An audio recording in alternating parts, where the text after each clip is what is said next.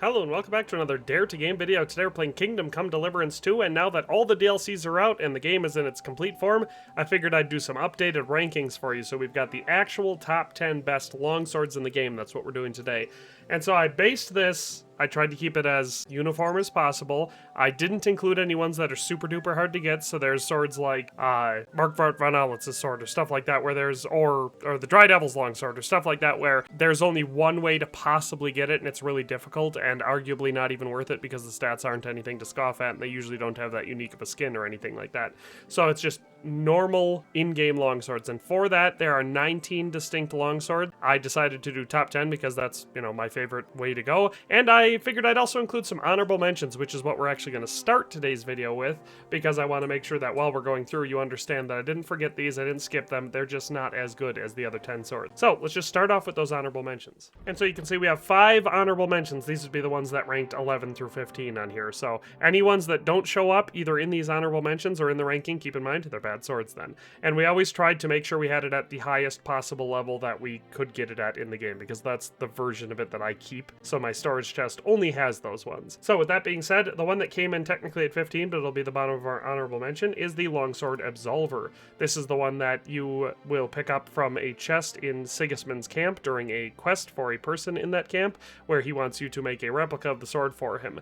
If you are pretty good at forging, the replica you make will actually be better than this one, but the actual Absolver longsword itself has a total damage stat of 263, making it still a very, very good weapon, but not top 10 quality. After that, we have a level 4 variant of the common longsword, which has a total damage of 270, so again, pretty dang solid, and if you're good at smithing, you can make it to this quality, but again, not top tier. The one that would have come in at number 13 is the Kuttenberg longsword. That one has a total damage of 272, making it just slightly better than the level 4 variant of the common longsword. Keep in mind, you cannot forge the Kuttenberg longsword, at least I've never found a way to do it. It's a reward for winning the tournament, however many times you have to get it, but that's how I got it.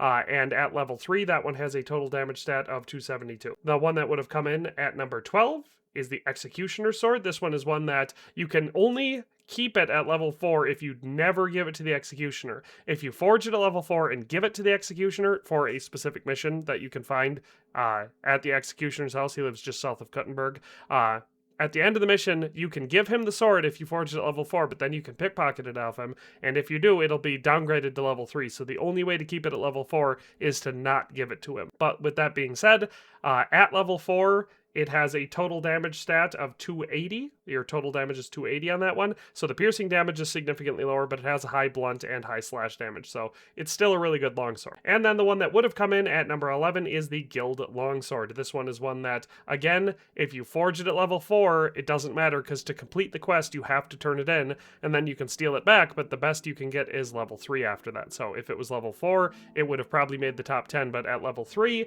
it only has a total damage of 283. So that's our honorable mention, those 5 longswords. They would have been 11 through 15, but since they didn't make it, I decided I'd include them in an honorable mention section. So now let's get to the one that took number 10. At number 10, we have Master Menhart's Longsword, and this one says, Longsword from the Swordmaster Menhart from Frankfurt. According to his own words, he received it from his teacher the day he became a swordmaster. The weapon itself honors both the bearer and the maker, truly a masterpiece. It has a piercing damage of 142, slash damage of 135, blunt damage of 27, defense of 285, durability of 221, and a weight of 2.1 pounds. And so this one has a total damage stat of 304. So every single one we're going to be looking at today has a total damage of 300 or higher. This one, of course, now keep in mind, I have a level 3 variant here. I got it as a quest reward from doing the Sword Guild quest line here in Kuttenberg. I've heard tons of reports because I've always gotten the level 3 variant. No, I think in one playthrough it was a level 2 variant. I don't know what variable it is. People always ask, they say, how do you get that one? I have no idea. It's just the one I always get from that mission. Most people have commented on my videos where I've included this one before that they got a level 2 variant. I don't know what to tell you. I do know that I've seen, if you're playing on PC, I've seen mods that allow you to reforge all of the unique swords in the game, and that would allow you to get it all the way up to level 4. I don't have that mod. I should test it out at some point and see what it's like. But yeah, Master Menhart's Longsword is one of the best swords in the game, and I believe it still takes the number 10 spot even in the level 2 variant, because I've done a ranking before and it's always featured on it. So that's number 10, Master Menhart's Longsword. Like I said, it is a quest reward for completing the Sword Guild quest line in Kuttenberg. But that's number 10. Let's move on to number 9. And like I mentioned in our honorable mention section, the replica of the longsword Absolver, if you forge it to level 4 quality, is actually better than the sword itself. So that's an instance of Henry being a really good smith. It says a well-made replica of the sword called Absolver. With a bit of luck, even an experienced eye can't tell the difference. It has a piercing damage of 143, slash damage of 136, and blunt damage of 27, defense of 233, durability of 193, and a weight of 2.8 pounds. So this one, like I said, is level 4. The good news here is you can complete the mission, give the guy the replica, or give him the original, doesn't matter. You'll always be able to forge more after that. So once you've learned the schematic, just basic ingredients allows you to reforge it, so you get as many tries as you want, and once you get it to level 4, it is the 9th best longsword in the entire game. It has a total damage stat of 306, making it just slightly better than the level 3 variant of Master Menhart's longsword. And of course, it's always fun to know that some famous longsword, Henry was able to forge a replica that is better than the original. So that is number 9, best longsword in the game. Let's move on to number 8. At number 8, we have Henry's Sword Reforged. And I know this one's a bit annoying because no matter how well you reforge the sword, unless you wait all the way until the end of the game to wait until you're given the sword if you complete the mission, or if you complete the game correctly, and then reforge it, you're always going to end up with the level 3 variant. So if you wait until the very, very end of the game, until it's officially been given to you, it's no longer a quest item, and then you reforge it, then you can keep it at level 4. But the problem with that is, it's an inventory locked weapon that you have to have in your inventory for the entire game, and so I often find myself using it for the entire game because I don't want to carry around 2 swords pointlessly. But if you reforge it before that, even if you reforge it to level 4, Sir Radzig, spoiler alerts here, once he gives the sword back to you, it will be downgraded to a level 3, which is really annoying. But with that being said, at level 3, it's still the 8th best longsword in the game. So my personal advice to everyone, since you have to carry it for the whole game, or at least the whole main story, I just reforge it as soon as you get to a high enough level where you're going to be able to get it to level 4. But with that being said, it says a sword forged by my father for Sir Radzig Kobyla, which was later stolen by that scoundrel Istvan Toth.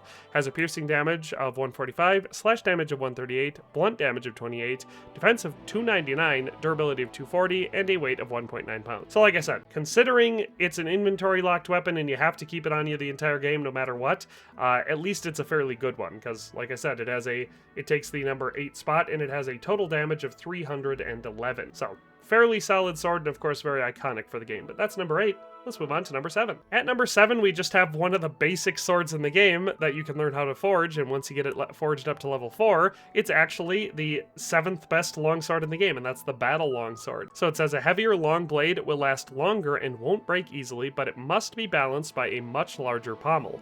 This sword is designed for actual battle, rather than a quick sword fight. This one has a piercing damage of 137, slash damage of 130, blunt damage of 46, defense of 220, durability of 294, and a weight of 4.5 pounds, so it is a bit heavier. But, like I said, this one is the 7th best one in the game. It has a total damage of 313, so it's better than the level 3 variant of Henry's Sword Reforged. I get a kick out of that because it's so unassuming, and you find a lot of people using the Battle Longsword.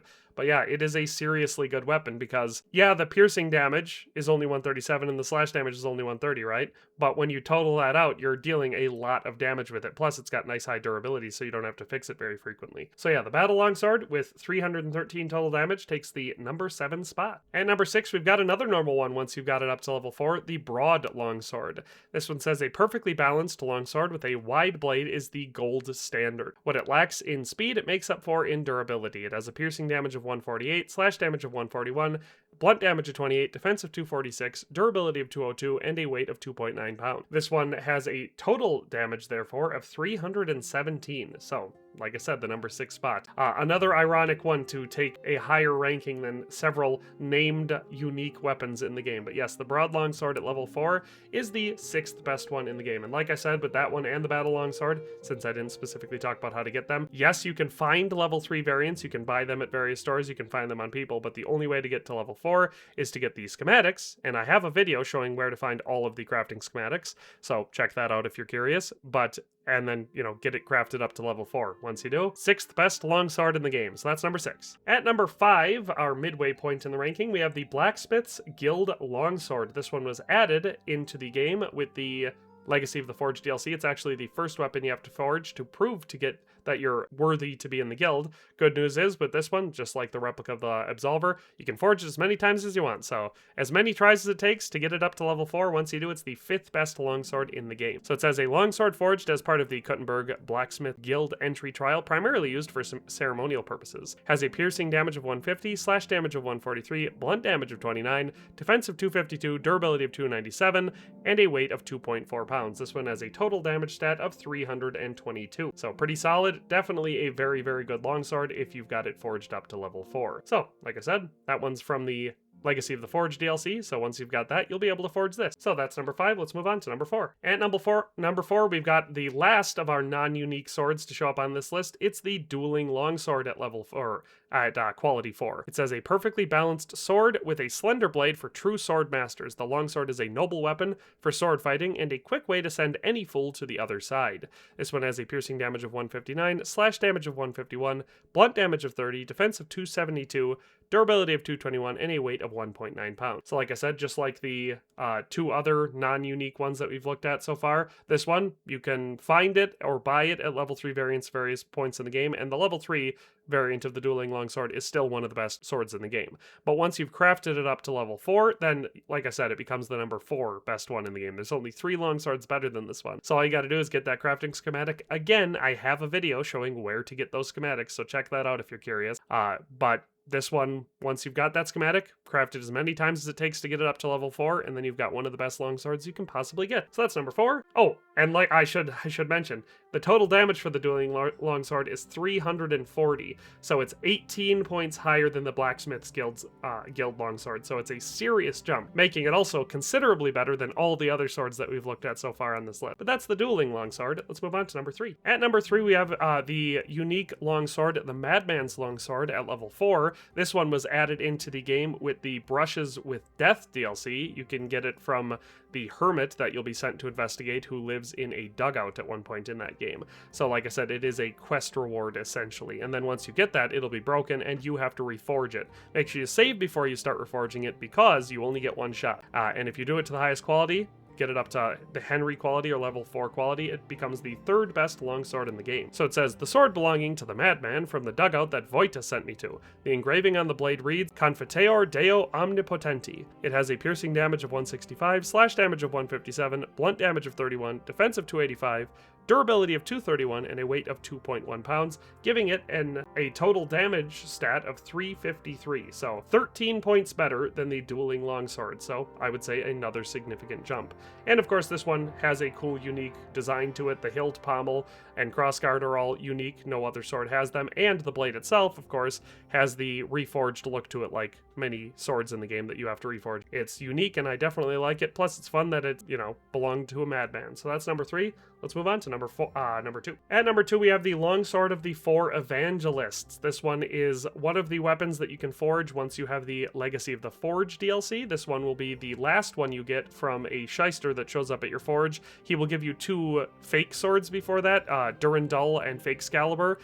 Both of them are usable weapons once they're crafted up to level 4, but none of them obviously showed up on this list, so, not all that great. But if you power through that and you don't chase him off, eventually he'll give you this weapon to reforge, and then it's the 2nd best longsword in the game, and probably the most decorative. So the Longsword of the Four Evangelists says, a beautiful longsword with engravings of the 4 Evangelists, Matthew, Mark, Luke, and John. According to tradition, each has a supernatural attribute. Matthew is depicted as an angel, Mark as a winged lion, Luke as a winged bull, and John as an eagle. It has a piercing damage of 161, slash damage of 168, blunt damage of 32, defense of 235, durability of 180, and a weight of 3.5 pounds. So again, this one is one that you only get one shot to reforge it, so make sure you save before you do it, drink your quick finger potion, whatever it's got to do, but make sure you get it up to level 4, because once you get it up to level 4 quality, it's the 2nd best longsword in the game, and it has a total damage of 361, so another serious boost above the Madman's Longsword. So the Longsword of the Four Evangelists takes the number 2 spot. And it should be no surprise to anyone that at number 1 we have the Lingua belli longsword. This is another one that was added to the game with the Legacy of the Forge DLC.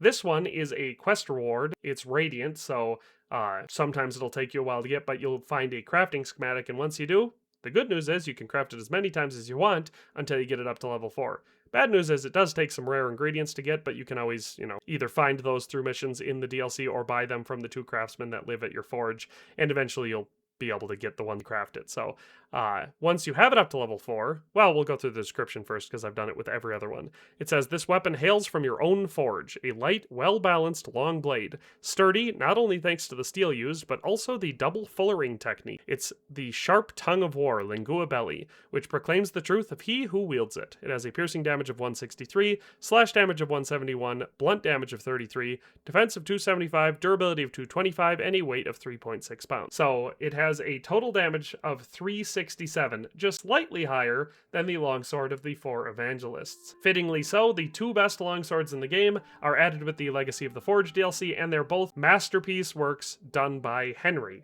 proving that he is, of course, a better swordsmith than his father ever was, because the one that his father forged ranks very low on this list, even when expertly reforged by Henry. So, the Lingua belli longsword, I think it looks amazing. It's awesome. I love the blue accents on it because that's fairly rare in this game.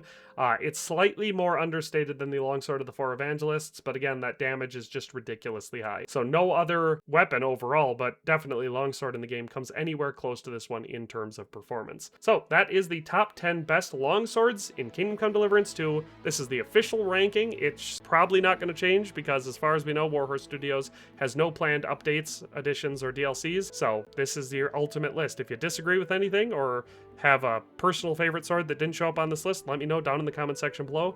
But in any case, that's all for today. Thanks for watching, and we'll see you next time. Thanks for watching another Dare to Game video. If you liked this video, please leave a like and a comment. If you haven't already, be sure to subscribe to the channel.